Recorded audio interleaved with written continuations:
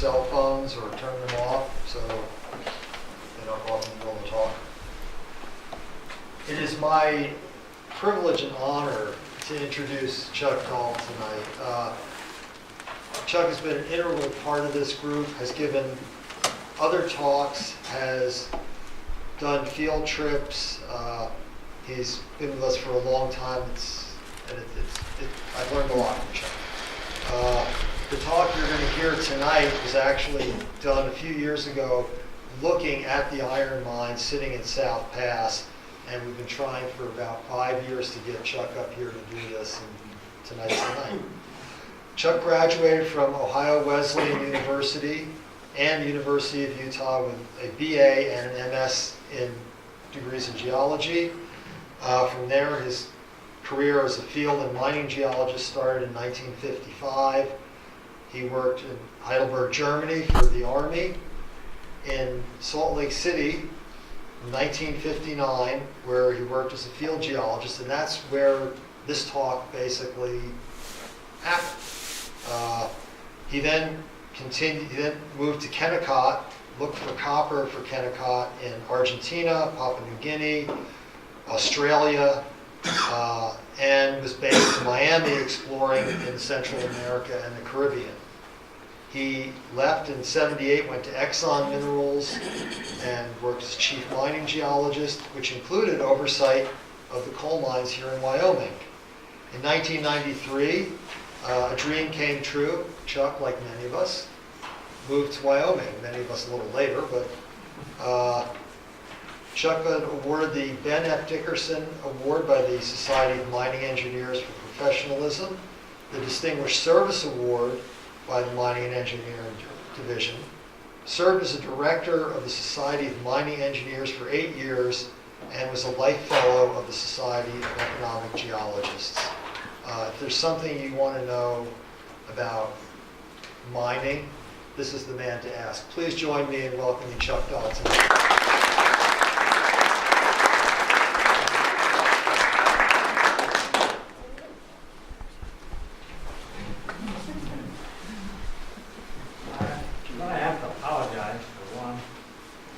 Sitting here, I'm kind of bound to a walker. And the other thing I want to say is that I'm a storyteller, not a speaker. I like to tell stories. And this talk tonight really has its beginning, believe it or not, back when I was 9 years old.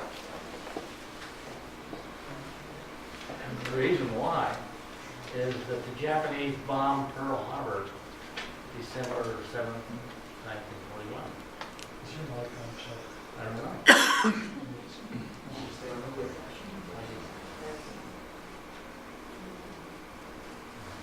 Give it a shot. Shall I go back and start again? Yeah. All right. First, thank you very much, Peter. Go back and start again. I'm a storyteller, not a speech maker, and I like to tell stories. My family will attest to that.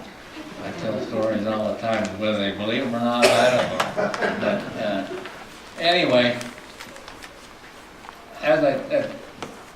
this story tonight has its beginnings back in when I was 9 years old, really, when the Japanese bombed Pearl Harbor on December 7th, 1941. And the reason I say that is the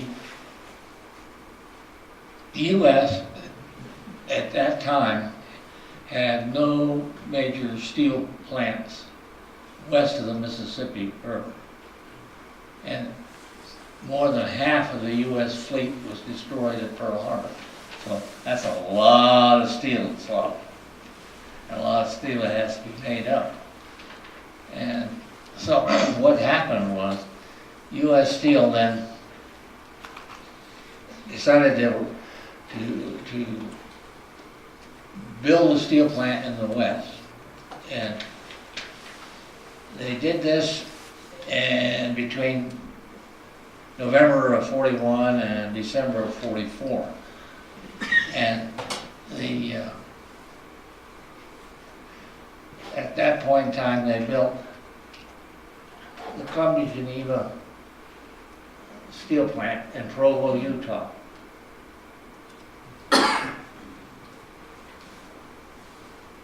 Okay, I apologize for the quality of the picture, for what you can expect from the Salt Lake Tribune. This is on the front page of the Tribune, but it's in Provo, looking from the Utah Lake eastward towards the Ochre Mountain, and if you look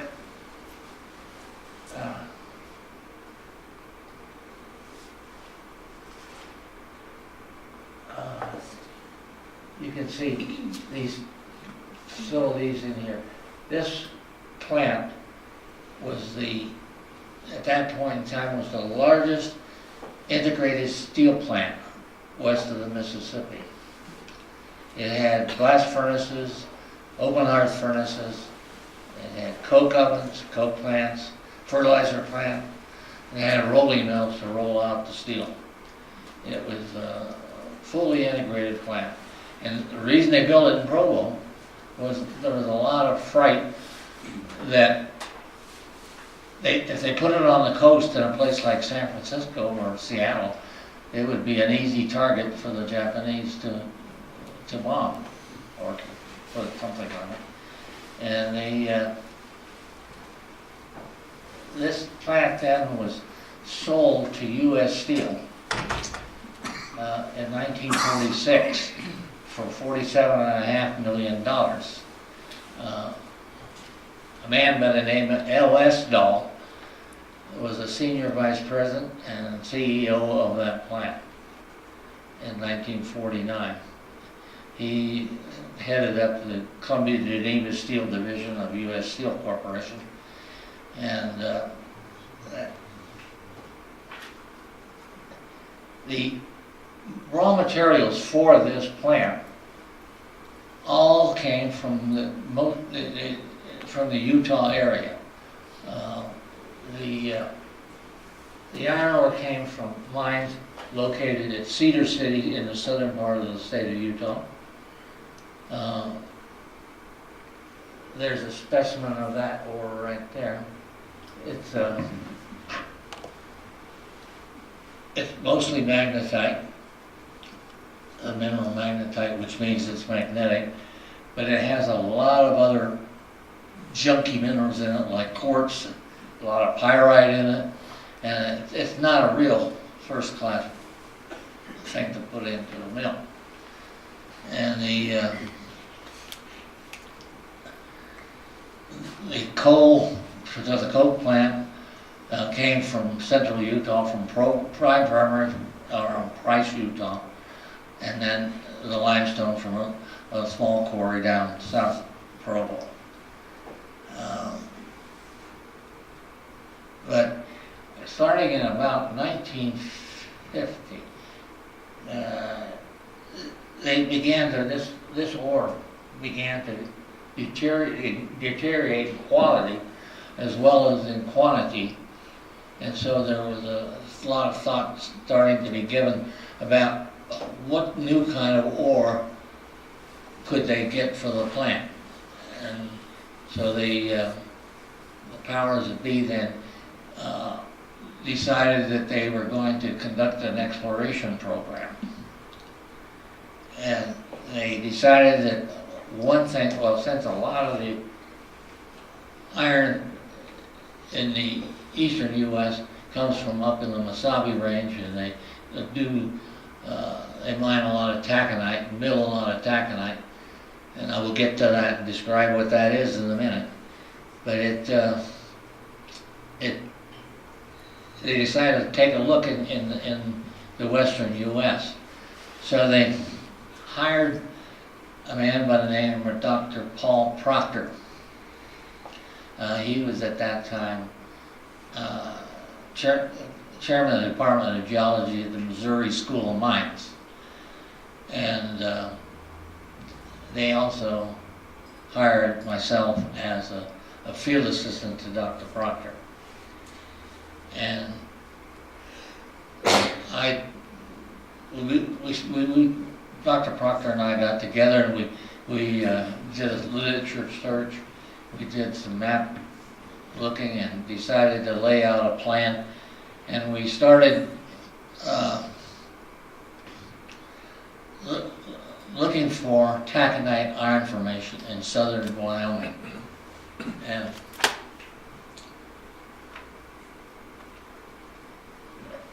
so we started off, this is an aerial view of the South Pass area.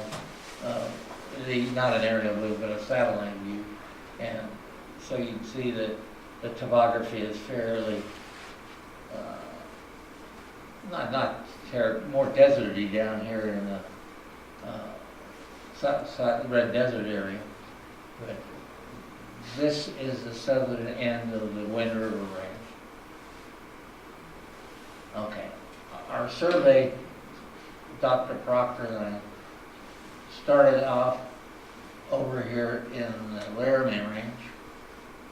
And we started up and down the Laramie Range and looking at different mineral deposits there. Went over the Medicine Bow Range, the Ferris Range, and the Seminole Range, and the Granite Mountain. And by August, we'd worked out our way over here to the Wind Rivers and started working the south end of the Wind Rivers. And we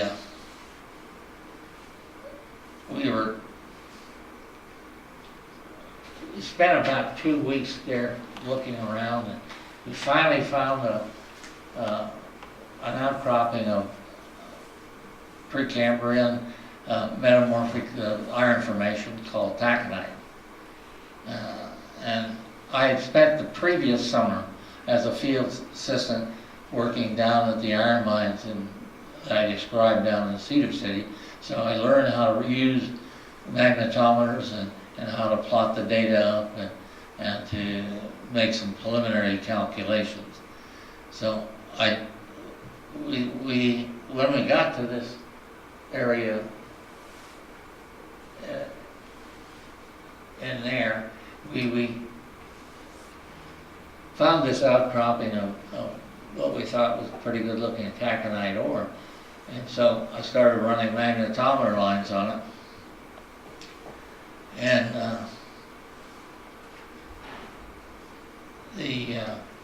by running those lines and looking at the profiles that we plotted up, I came up with an estimate, a wild guess, that there could be as much as 250 million tons there.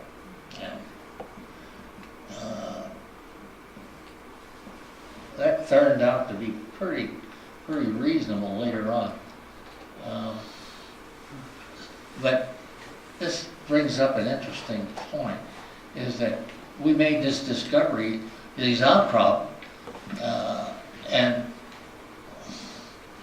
it was a good classic case of us setting off on a search to look for something, and we really came right down to it. We didn't have a clue what the hell we'd do if we found it. And I'm not joking. These are what's called hard minerals. But in order to gain control over hard minerals, you have to do mining claims. And we didn't know any damn thing about mining claims. And so, just to give you a little primer on mining claims, we here in the western U.S., the western 19 states of the United States, we have an amazing opportunity that's available to all of us, because we can lay out mining claims on any valuable mineral like that on federal land. In other words, you can all be prospectors. And you can all get you can get gold and you can get silver, and these are available on federal lands if somebody else doesn't already have a mining claim on it. Then you have to be careful because you don't want to jump somebody's mining claim, but people get shot for that. Well, anyway, we're sitting there. What do we do? And so we called our office in Provo, Utah, and said, we're kind of in a dilemma. We found what we went out to look for, but now what the heck do you want us to do? We could, as adults, we could have state mining claims, which is an act of where you go get discovery notice and you make sure somebody doesn't have a claim there, and you put a discovery post in, and then you lay out mining claims, which are, in this case, there are two kinds of mining claims. There's lode claims, which is this on hard minerals, and then there are placer claims for gold. And lode claims are 1,500 feet by 600 feet. And placer claims are they're 2,000 feet square. And but anyway, we asked the office, what should we do? Should we go out and stake claims? And then if we did that, then we'd have to quit claiming them back to the company. And the lawyers were very upset about that. They didn't want us doing things, because we didn't want us to act as agents for U.S. Steel Corporation. So about that same time, the head of the geology department at the building back in Provo had an invitation from J.R. Simplot. I assume most everybody here knows J.R. Simplot, the big potato owner of all the phosphate mines down south of here toward Pocatello.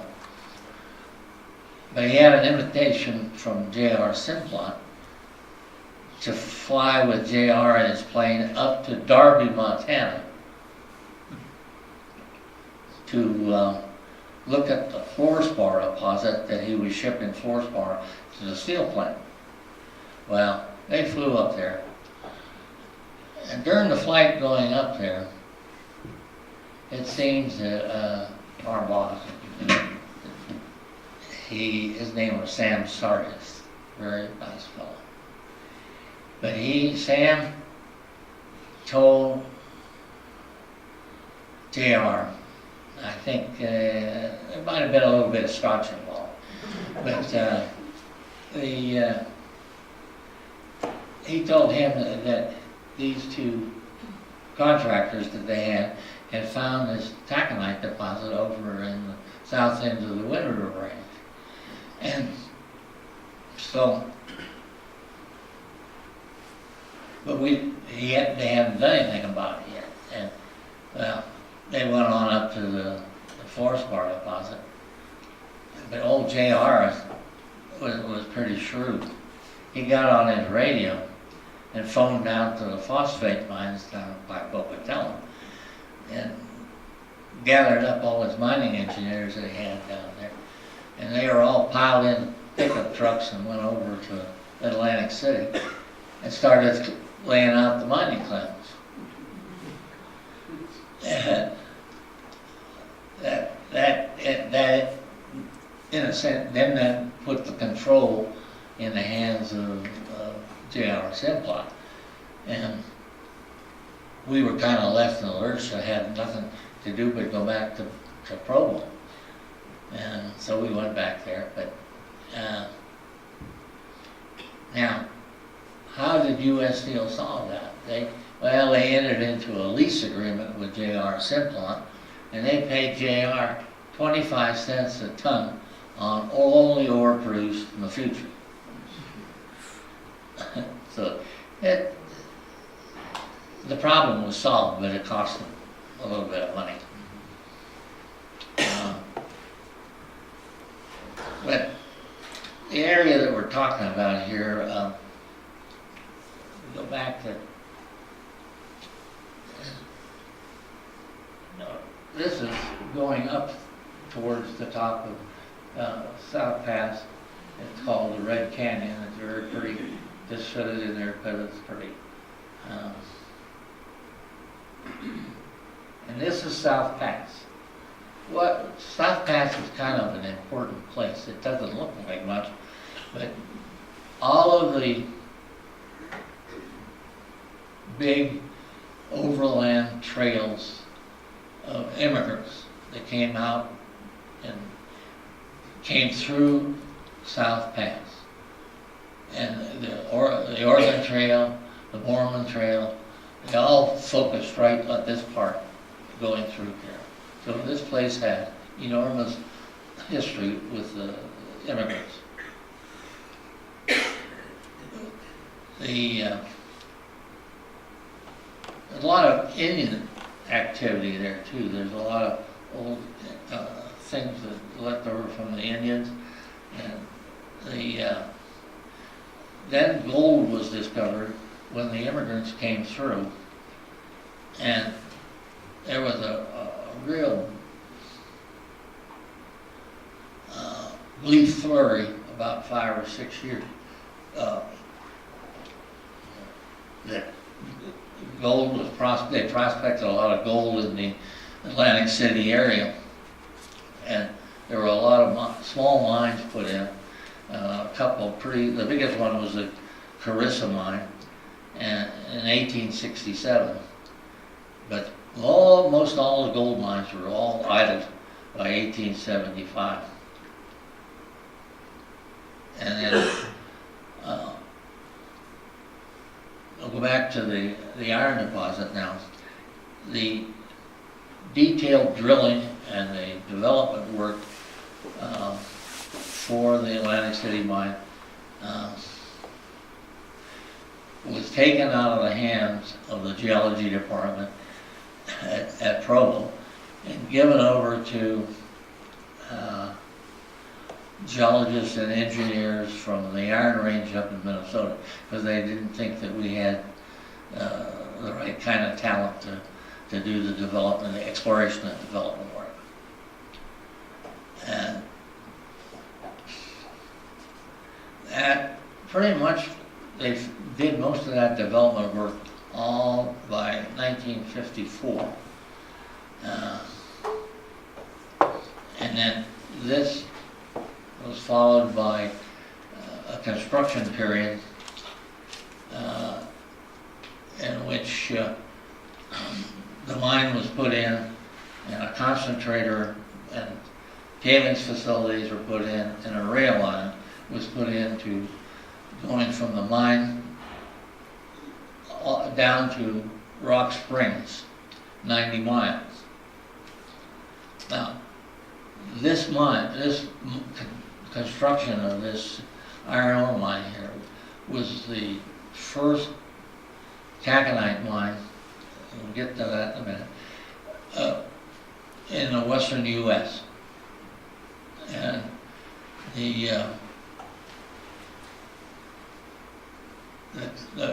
the train that hauled the ore from here ran 90 miles and down to Rock Springs, and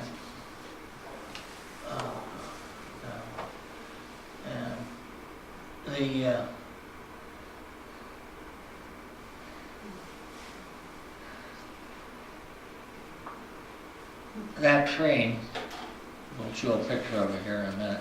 It was the first and only train to carry ore in the western U.S. That was totally automated. In other words, it ran from the mine up here at Atlantic City all the way down to Rock Springs and back with no engineer in it. And which is does happen now in mines over in northwestern Australia, but this was the first one and the only one that I'm aware of in the western U.S. The total, exploration and development time and construction took about 8 years. And the construction of the concentrator and tailings facility and the rail line was done by J.H. Pomeroy Company. My brother was an architect and worked for J.H. Pomeroy Company, and he did the engineering and design work and built the tailings facility at the mine at Atlantic City. And that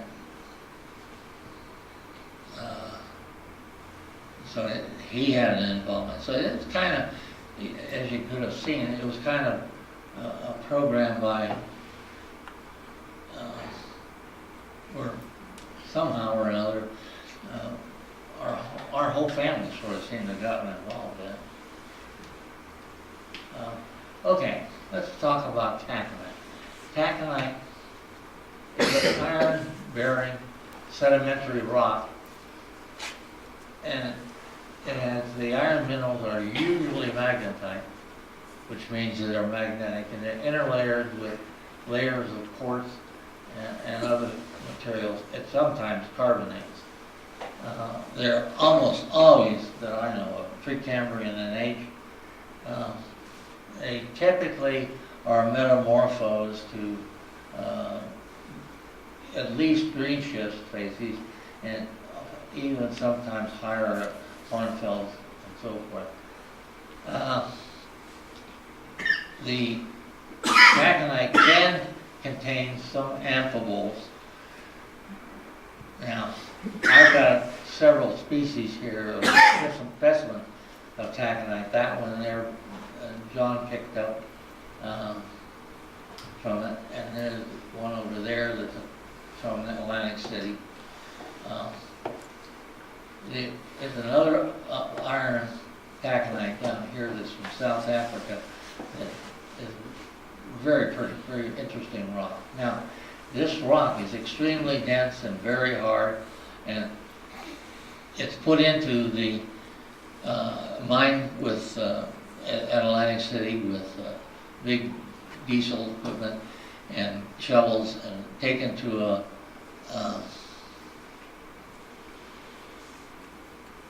this is a typical picture of taconite. The layers, the black, darker layers are magnetite, very fine grain, and the quartz crystals then are in layers in between.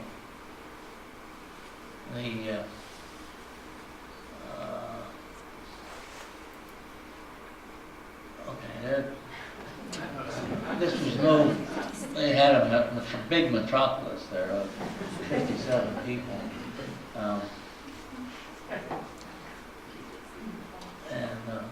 This is a picture of the mine. You can see primary crusher over here, secondary, and then into a concentrator over here. Okay.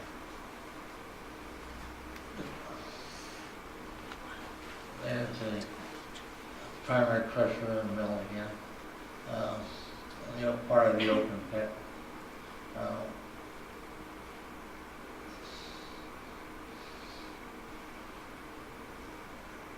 These are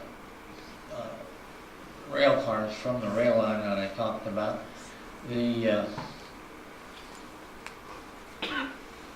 Each of those cars contains about 100 tons of pellets.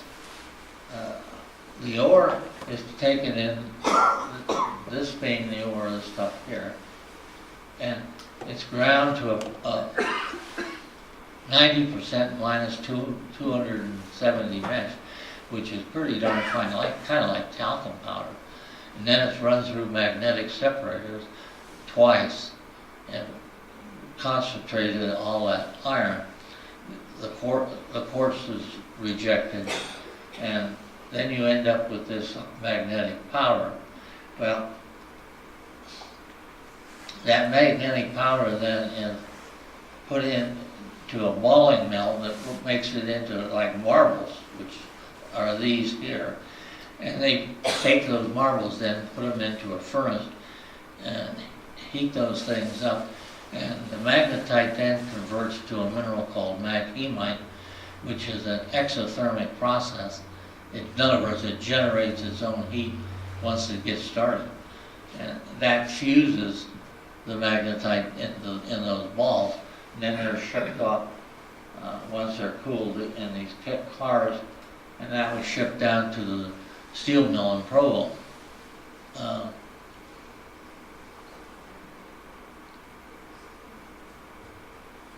See the pellets in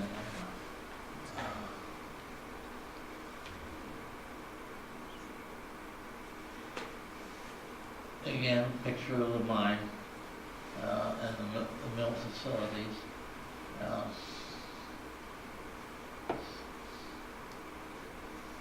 As iron mines go compared to up on the Mesabi range of Minnesota, this is kind of small potatoes. It produced, when they got through drilling it and developing it out, it was surprising that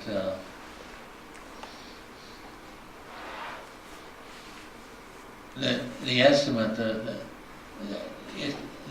the ore estimate was about 121 million tons of proven ore and about 300 million tons of inferred ore. And so it was pretty close to what the hell I estimated. We guessed that, I'd say, rather.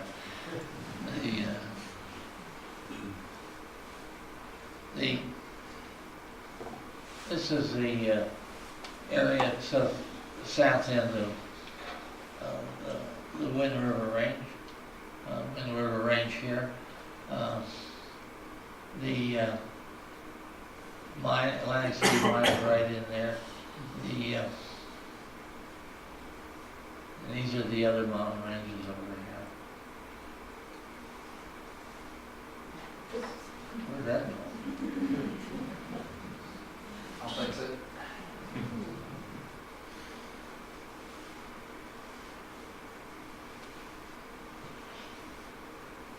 See, back to the beginning, Chuck. There you go.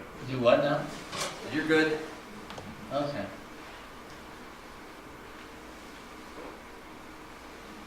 Here's another picture of taconite ore.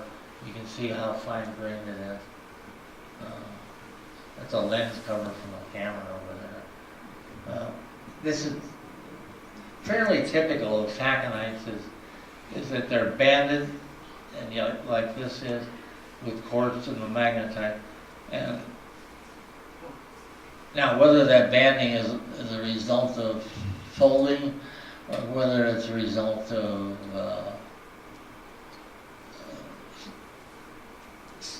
folding when it was in a soft sedimentary state, it's somewhat subjective and nobody really knows, I think. See how flat that is compared to the banding.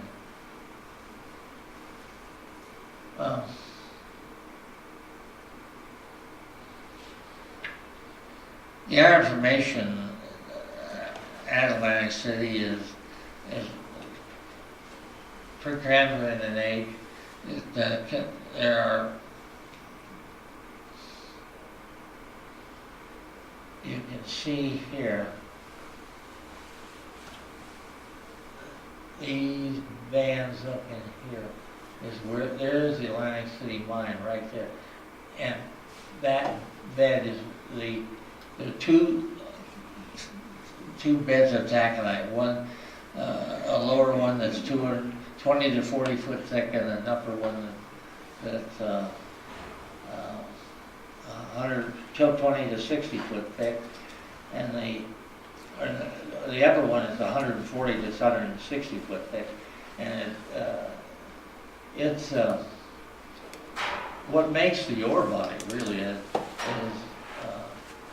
not a sedimentary it's a doubling of a big fold, and here where the formation is doubled and tripled as a result of folding and faulting and repetition rather than original sedimentation.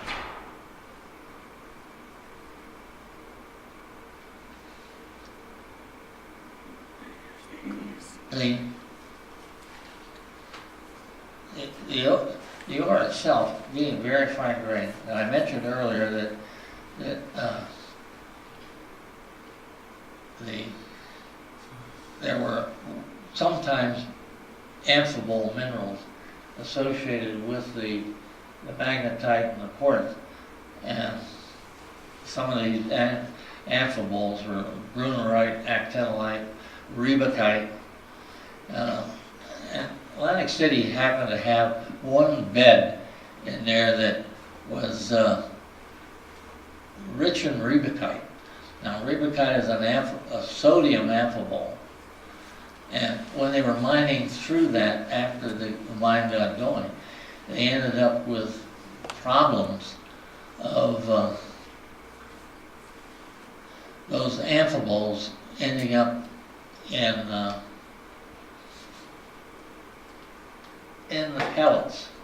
And what was happening was the actinolite or ribachite grains were long linear grains like that with a grain of magnetite in it.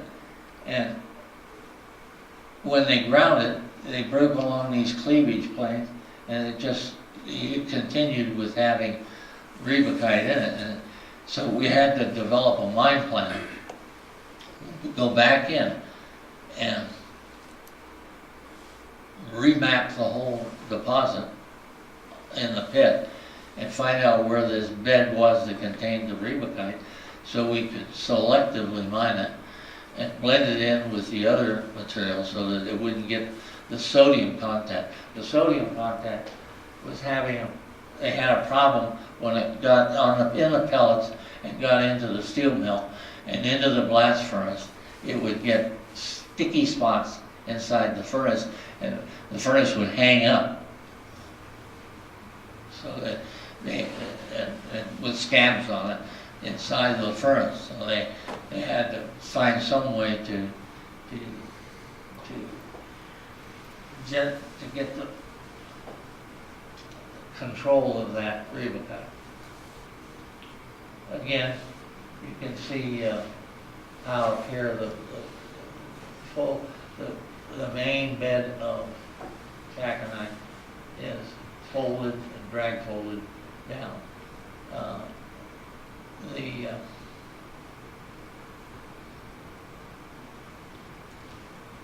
Okay.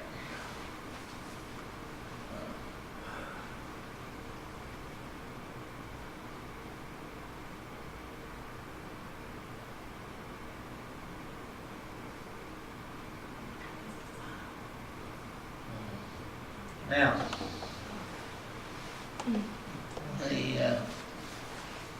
this is an aerial view taken of the mine itself after it's been reclaimed by U.S. Steel. They've taken it. The pits are actually filled with water, and the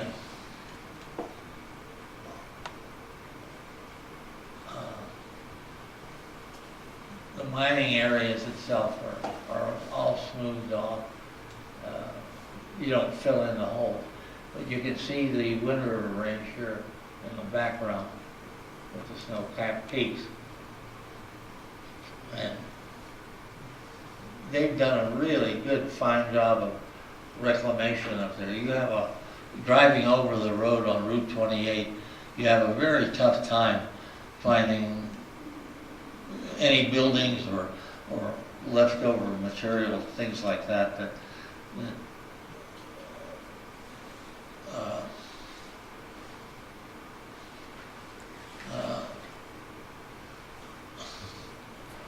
So it's a very clean site, very clean mine. And this is Route 28 here between Lander and Farson. so you pass right by the mine.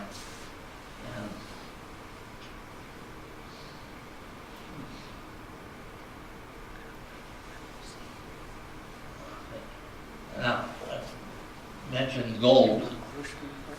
This is a specimen of gold, high-grade gold from one of the gold mines there that is in a museum in Lander, I believe. And there's one of the older gold mines. That's still there, the Dexter Mill. It's a mill for a stamp mill to break up the gold in quartz and recover it.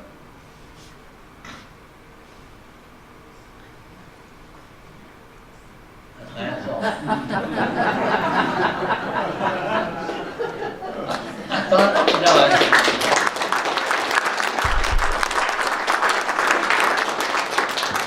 I thought about, gee, it'd be nice to have a swan for a swan song. But I couldn't have a swan, so I used my garden tractor. Good. Yeah. When there's water there now, did you have water in the mine at all when you were mining it? Very little. Very little. Yeah. So where did this water come from? Rain, snow. Just rain, snow. Chuck, when the sedimentary rock was formed, was, do you know what kind of condition?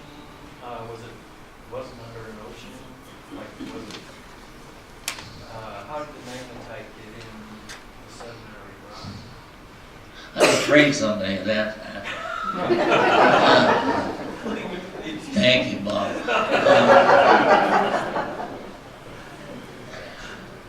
Let's see. Chuck, what happened to the mine? I mean, why did it close down? Did you Oh, run out of okay. water, or did it? No, thank you. Let's get that. Let me go that route first and then I'll come back. Why did the mine close down? Well, first of all, when we started off talking about this thing, we talked about that it was the war really that got everything focused and why they had to build the steel plant in Provo, which is a long way from a lot of places. And that's still, that plant at Provo is still the only primary steel plant in the western U.S. The only one. Now, get back to the question of what happened. Well, why did this mine close down? There's a lot of ore left there. There's probably 300 million tons there. Now, the reason is that after the war, the Chinese and the Japanese, we rebuilt much of their steel production with brand new mill, brand new mine. And so they were able to produce steel at a much lower cost than what U.S. Steel could produce it for at Provo. And so it basically drove that mine, or that mill, steel plant out of business was the rebuilding of the Japanese industry and the Chinese after the war. We did it to ourselves.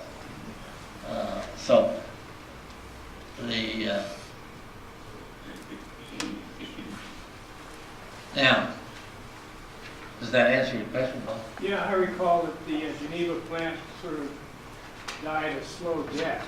I was living in Salt Lake in the early 70s, Yeah, and it was still operating. yeah. It closed, I forgot what date it was. 72, I believe. Yeah. Yeah. You were crushing all of that ore and creating this very fine powder that you made into pellets. But there was a lot of other material that was also crushed. I don't know if you call those tailings or not. They would have been a very, as you said, talcum-sized powder. What happened to that? It went in, that went into a tailings down a flume into a tailings dam south of the mine, out in the desert. It's out of sight. Well, if it's that kind of a powder, was the wind a problem in terms of picking They it up? replanted the surface. Okay. The U.S. Steel did a really good job of cleaning it up, and you can't. There's none of the facilities left. No, none of the buildings, nothing. The only thing left are 2 holes filled with water. Do they use it for recreation at all? The 2 little ponds or lakes or You whatever? know, I've meant to ask that question on several occasions.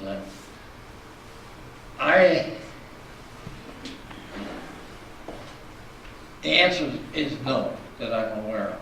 I don't know of any recreational activities done on those lakes at all. There's nothing, being that the ore is silica, magnetite, things like that, no pyrite, no sulfites at all.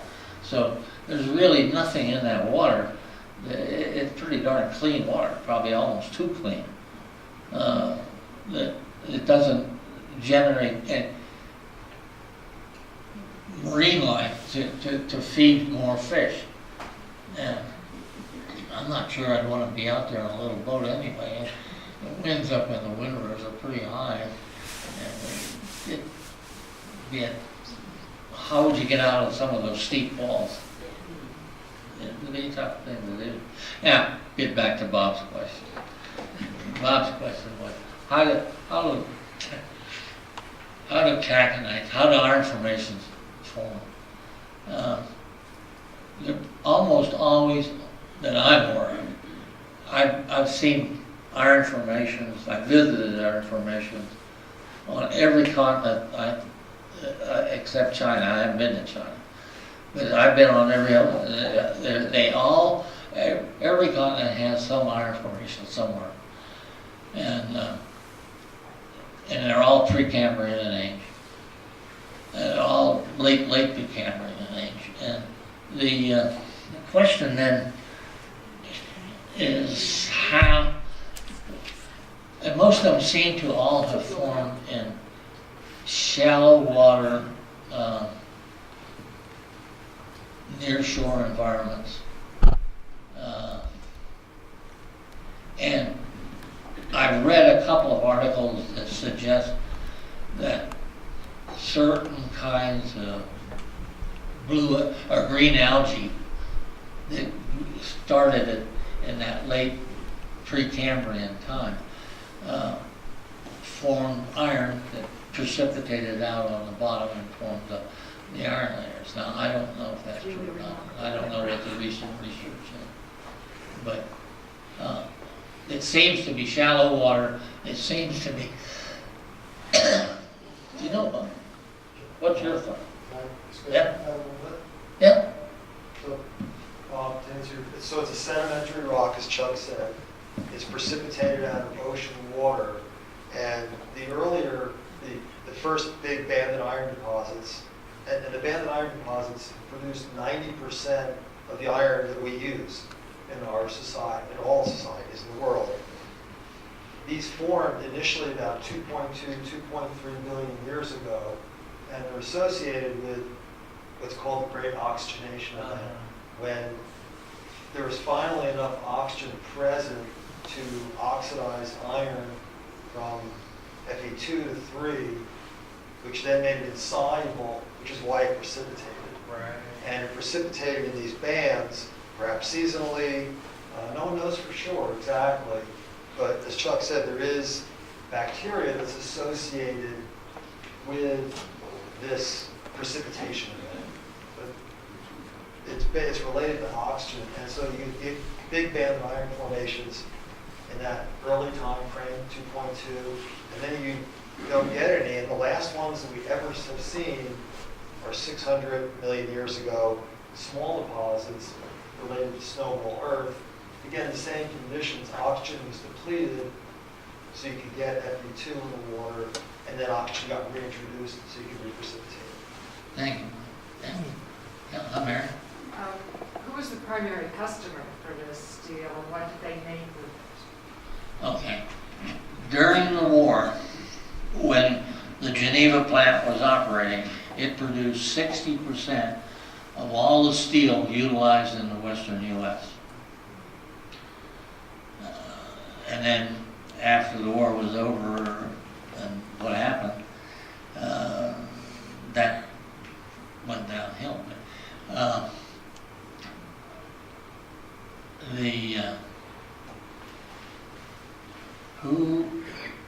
Well, are you saying during the war who bought the steel, or? Right. Okay. During the life of the plant. Okay. If you recall that back in that period of time, we didn't have a lot of plastic.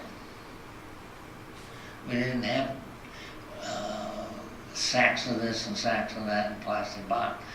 Most everything came in tin cans. So a huge amount of that steel went into at the Provo plant. There was a rolling mill, and that rolling mill produced sheet metal that was tin and made into second huge rolls out to the west coast where the farmers were, where they could can the beans and can whatever else they have. And that most of them, I think a big chunk of them went into tin can and into structural steels like rebars and I-beams and things like that. Into building construction, yeah. In one of your early slides, it showed near the mine a Greenstone Belt. What is that? The Greenstone Belt? Yeah. Okay. Greenstone Belts usually are referred to when they're a mix of mostly volcanic rocks, lava deposits, and that type of thing. The belt, they're usually the basins where lava beds and other things like that went into volcanic type rocks, went into and mixed in with the sediments.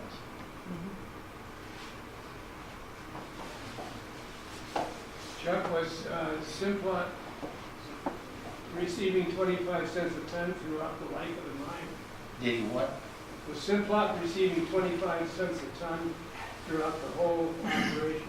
Yes, sir. Just for doing the stake? Just for staking the mining claims. Good business. No kidding. Good Scott. That, yeah. But it's kind of, yeah, I go back to it. It's something I think I said that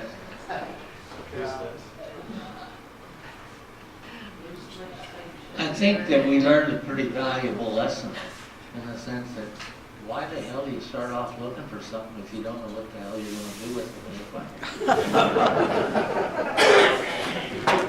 it? Which is, I can blame myself for that, but hell, I was only 20 years old. And I was working with a guy with a PhD from the head of a geology department. He at least thought I had some clue. But, I think the people who hired you both would have had some idea. oh man. And then, you know, Sam Sargent wasn't too bright when he opened his mouth to JR and told him that these people made this discovery, and they're sitting over there on their thumbs, twiddling their thumbs, wondering what to do with it. JR certainly. He made a hell of a lot of money. There's a question back here. Go ahead. There were a lot of other mines in the area. I counted 16 or 17. Were they all gold mines, and did they yield very much? They yielded some really, that one specimen, for example, there was very pretty, but very gaudy. But the Carissa mine did produce probably oh, $1 million or something like that in those days. But the rest of those mines were what you could call hope mines. You dig the hole and hope you find something. But it go back to something I said though. I wasn't joking when I said that we live in an unusual state here, in the sense that we're all entitled to go out and be prospectors. We're all entitled to state mining claims on federal land. And there's a lot of federal land still out here in the western U.S. Now, how much is there and what you can make out of it is something else. But you never know. You never know what you could find. I knew a geologist out in when I was working in Perth, Australia, and he went out in the field in the middle of, towards Kalgoorlie to the east, and he was stumbling along through the spinifex and came across an outcrop that was probably no bigger than, really not much bigger than from here to the wall and that wide. And it turned out to be the largest nickel mine, one of the largest nickel mines in the world. So, and that's all that was sticking out of the ground, was that little outcrop. But only the western 19 states, you're allowed to stake mining claims, both placer mining claims and lode claims on federal land. So you can all go out and be prospectors. Don't you have to develop it at a certain rate in order to keep the claim?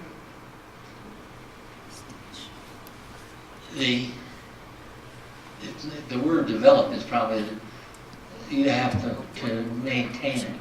You have to do a certain amount of work on the claim every year.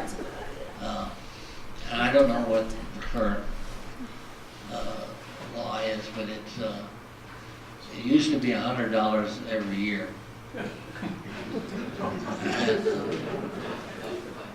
It's kind of funny because when I did work for U.S. Steel, we went out and we staked claims around lots and lots and lots and lots of claims. And it used to be the habit when you put the claim, you have 1,500 feet by 600 feet, and you have a discovery post at one end and 4 corner posts. And usually you put what's called a discovery pit, right by the discovery post. And in other words, you go along with a bulldozer and just scoop out, and that was your work, $100 worth of work. And then you'd come along every year, and if you were diligent, you would continue to dig a little hole here just to maintain the property. Then you record that with the BLM and with the county. So it's you record your work, get the work done. Yeah. So in our big western world here, how much of it is already staked and claimed? Well, that's an interesting question, because you can't. First of all, I didn't say one thing that you really ought to recognize that you're going to do. You go out and stake claim. Is that you're only getting the rights to the minerals that are below the surface. That doesn't mean you own the surface. So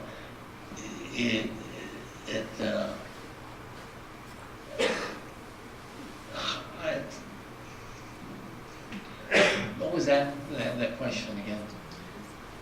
Given all the land that you're encouraging us to go out perhaps and stake out in case there might be gold or nickel on it, how much of it has already been claimed how much of it has been staked, and there's a bulldozer making a little hole every year, how much is really available for the rest of us to go Okay. stake it? You can go into Bureau of Land Management offices, in all these 19 western states. You can get maps that show the location of every valid claim in that area that is controlled by that BLM office. But do you think that most of it's been claimed for, just for speculation's sake? No, and most of them are invalid anyway because nobody's keeping up to work on it. So it's, the chances are, as years go on, there's less and less that are covered with valid mining claims. So it's, but it's still possible to do it if you know what you're looking for, if you have a really good idea. But lots of different minerals can be you can stake mining claims on. Including gravel, like. Including sand and gravel. You have to know- But sand and gravel requires a placer claim. Do you have to know what the mineral is that you've discovered in order to stake the thing out? You have to declare if it's iron or nickel or gold? Do you have to know the mineral that you're prospecting for to make the claim? The answer is no. There you go. Makes it a little easier. There's a whole lot of property that have been discovered over the years by people just plain serendipity, finding things. But it would behoove you, if you were out there looking, to have some idea of what the minerals otherwise you're spending a lot of money on time.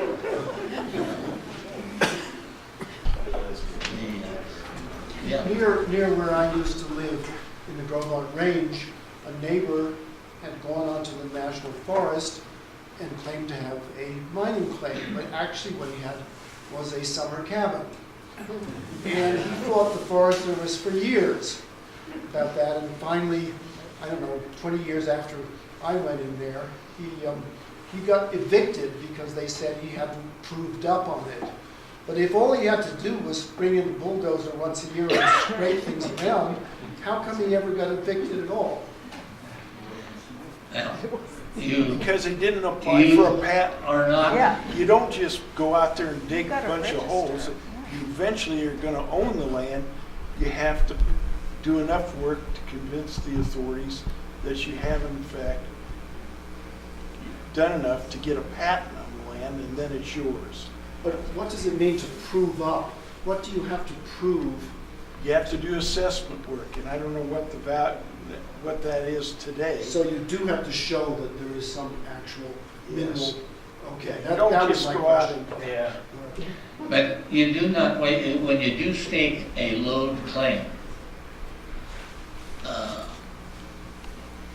you can't do that and have the intent of building a house on it and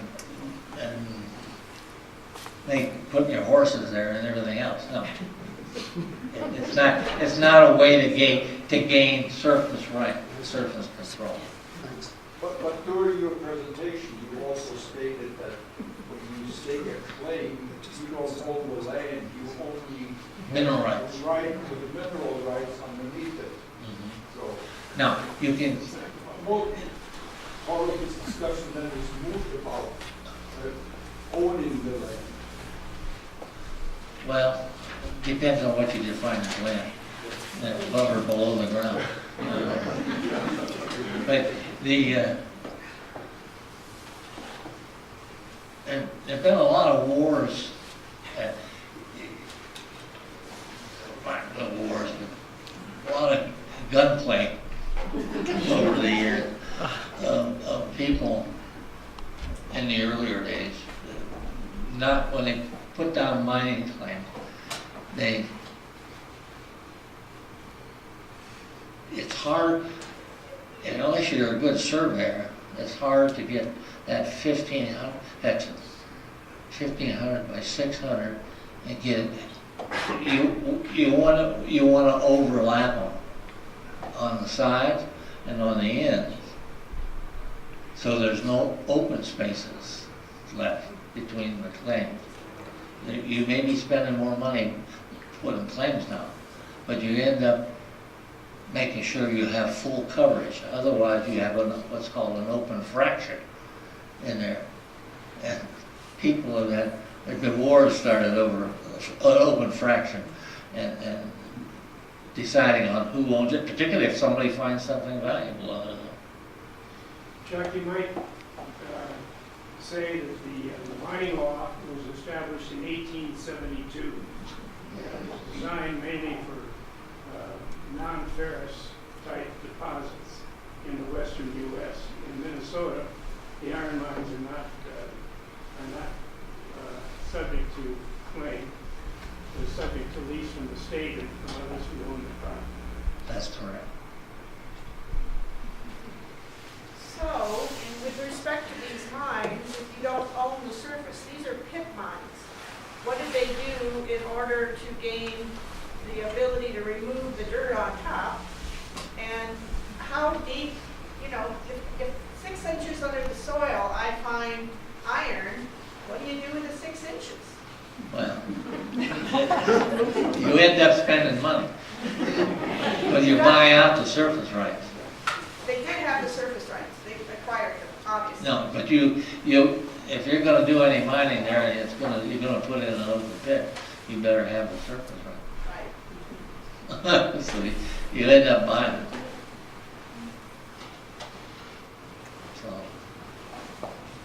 So I'm assuming that there's no more questions, but Chuck will be here for a few minutes if there are some questions you didn't get to answer. And they've got the rocks up there. And we have some really cool rocks to look at here, and an eclipse picture over there, thanks to Mike Adler. I want to say something about that picture. That's the picture that came from the website. You could order pictures like that from the Wyoming Stargazing website. Right, I so just got that today. Right, so Sam Singer's website, Wyoming Stargazing, is where you can have one of these on your wall, something like that. So, Chuck, this is for you an appreciation of yet another wonderful talk.